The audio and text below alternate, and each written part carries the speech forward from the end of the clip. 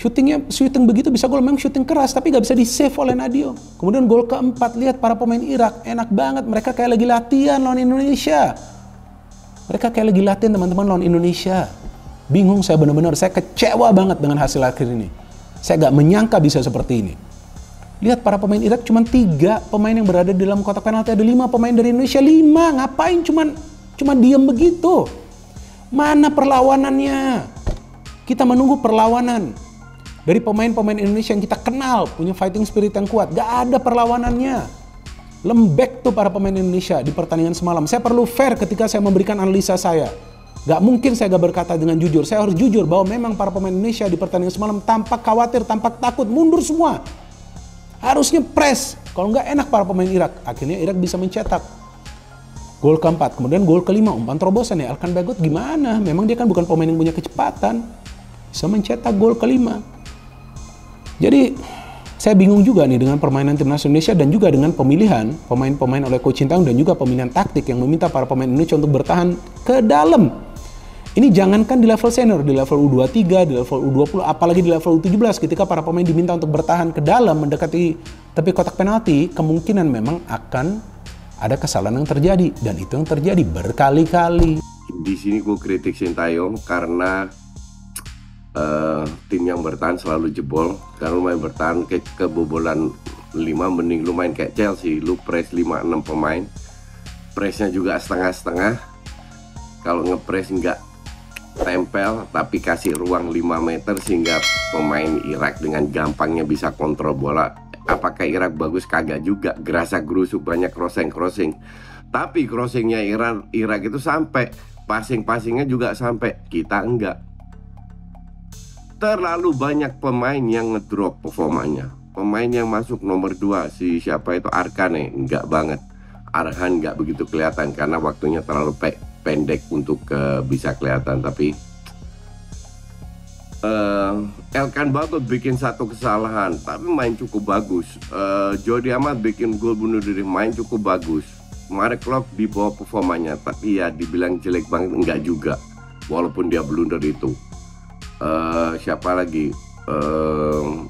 Patinama, seperti gue bilang di DPI, mending gue mainin Patinama daripada Arhan, dan terbukti dia bagus banget mainnya Patinama kemarin. Tapi sayang cuma 1-2 pemain. Sadil nggak bagus juga. Dendi ya lari-lari doang. STY harus punya beberapa opsi untuk bisa memainkan, tentunya sesuai dengan game plan dia, sesuai dengan apa yang dia lihat untuk menghadapi Filipina. Pasti saya pikir akan berbeda. Starting 11 kita menghadapi Irak dengan starting 11 kita akan menghadapi Filipina. STY akan belajar banyak tentunya dari apa yang terjadi di Stadion Basra Internasional di Irak sana. Dengan nantinya kita akan bermain tandang lagi menghadapi Filipina. Karena ini buat saya ini pertandingan yang tidak main-main. Ini pertandingan hidup mati buat kita. Juga buat Filipina. Karena Filipina bermain di kandang juga, mereka ingin menang. Karena kesempatan bagi mereka, kalau mereka bisa menang, tentunya akan membuka harapan mereka juga dalam persaingan di grup F ini.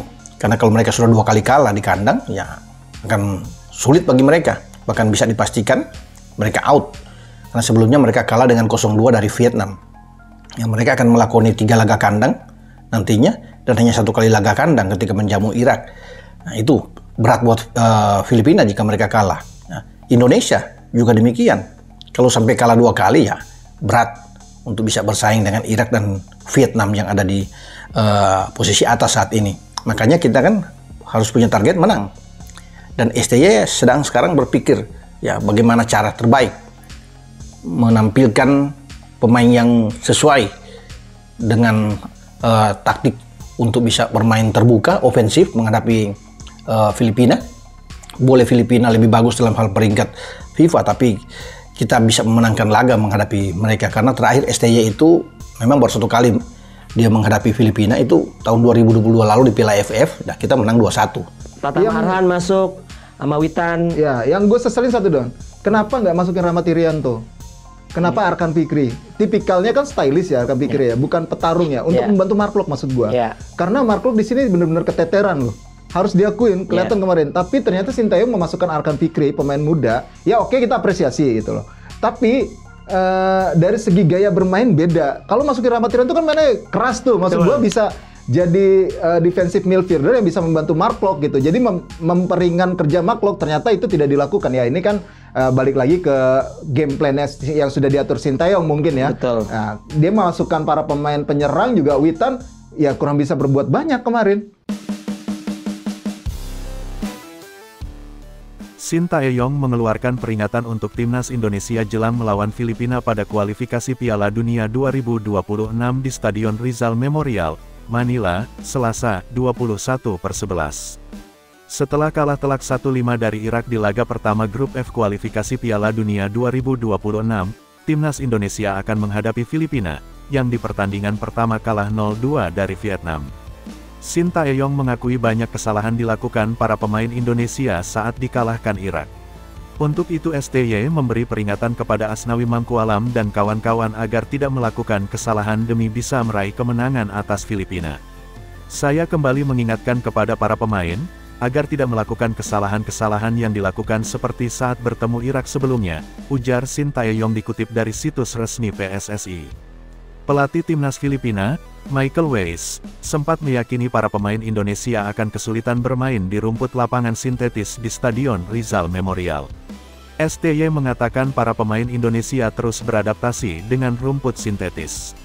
Pemain pun harus paham dan mengerti apa yang harus mereka lakukan sebelum melawan Filipina, jadi saya pun juga akan mempersiapkan pertandingan lebih baik, ucap Sintayong. Hari ini, Minggu, kami latihan pemulihan fisik kembali dan beberapa taktikal, sekaligus latihan biar pemain cepat adaptasi dengan rumput sintetis, kata STY menambahkan. Timnas Indonesia wajib menang atas Filipina pada laga kedua Grup F kualifikasi Piala Dunia 2023. Pasalnya, Filipina di atas kertas merupakan lawan terlemah Indonesia di Grup F, yang juga berisikan Irak dan Vietnam. Untuk itu poin maksimal meski direbut tim Garuda saat melawan Filipina. Timnas Indonesia saat ini berada di dasar klasemen Grup F setelah kalah selisih gol dari Filipina. Para pemain timnas Indonesia mematangkan persiapan jelang pertandingan putaran kedua Grup F kualifikasi Piala Dunia 2026 menghadapi Filipina. Kedua tim dijadwalkan akan bertemu pada Selasa, tanggal 21 November tahun 2023 di Stadion Rizal Memorial, Manila, Filipina. Untuk itu, skuad asuhan Sintayong langsung menggelar latihan setibanya mereka di Filipina pada Sabtu, tanggal 18 November tahun 2023 meski baru saja melakukan perjalanan 8 jam dari Irak. Sintayong menyebutkan bahwa dirinya akan mempersiapkan tim dengan lebih baik lagi, walau para pemain tengah dalam kondisi letih. Memang setelah pertandingan melawan Irak, kita pindah ke Filipina, seharian di jalan, jadi kondisi pemain letih dan lelah, tapi saya akan mempersiapkan tim dengan baik, tutur Sintayong dalam wawancara pasca latihan, sebagaimana dilansir Hops, ide dari laman resmi PSSI pada Senin, tanggal 20 November tahun 2023. Kemudian, pada Minggu, tanggal 19 November tahun 2023 kemarin, skuad Garuda kembali menggelar latihan guna membiasakan pemain agar dapat beradaptasi dengan rumput sintetis sebagaimana yang digunakan di venue pertandingan esok hari. Sintayong pun memperingatkan anak-anak asuhnya agar jangan lagi melakukan kesalahan seperti saat melawan Irak menyusul kekalahan telak 5-1 dari tuan rumah. Saya kembali mengingatkan kepada para pemain, agar tidak melakukan kesalahan-kesalahan yang dilakukan seperti saat bertemu Irak sebelumnya, ujar pelatih asal Korea Selatan itu. Pemain pun harus paham dan mengerti apa yang harus mereka lakukan sebelum melawan Filipina, jadi saya pun juga akan mempersiapkan pertandingan lebih baik, lanjutnya. Hari ini kami latihan pemulihan fisik kembali dan beberapa taktikal, sekaligus latihan biar pemain cepat adaptasi dengan rumput sintetis, jelas Sintayong. Di sisi lain, Sandy Walsh juga membeberkan wejangan yang telah dipaparkan Sintayong, yang berpesan agar pemain lebih berani untuk memegang bola, serta tetap melakukan komunikasi yang baik selama pertandingan. Pelatih mengatakan agar saya dan teman-teman harus lebih berani, pegang bola, duel dan komunikasi yang baik dengan sesama pemain, ujar Sandy Walsh. Saya rasa kami bisa memberikan yang terbaik saat bertemu Filipina. Kami harus lebih fokus dan bermain lebih optimal daripada apa yang kami lakukan saat melawan Irak, sambungnya. Sebelum menutup pernyataannya, Sandy Walsh pun menuturkan jika ia dan rekan-rekan setimnya akan berusaha memberikan yang terbaik, sehingga mereka dapat memperoleh kemenangan atas tuan rumah, Filipina, Yang jelas, saya dan teman-teman akan memberikan semuanya untuk tim ini, dan mencuri kemenangan melawan Filipina, tutup Sandy Walsh. Meski sama-sama mengalami kekalahan di pertandingan perdana, pelatih Filipina Hans Michael Weiss menilai timnya lebih diuntungkan daripada timnas Indonesia. Tiba di Manila pada Sabtu malam, para penggawa timnas Indonesia tidak bisa menutupi rasa lelah mereka setelah menempuh perjalanan panjang dari Irak. Kita tahu kalau pada hari Kamis tanggal 16 November kemarin, timnas Indonesia harus mengakui keunggulan timnas Irak dengan skor telak 5-1. Bertamu ke Basra International Stadium, Irak, timnas Indonesia harus pulang dengan kepala tertunduk. Dan kini setibanya di Filipina, anak asuh Sintayong pun akan langsung berfokus melakoni laga kedua fase grup babak kualifikasi Piala Dunia.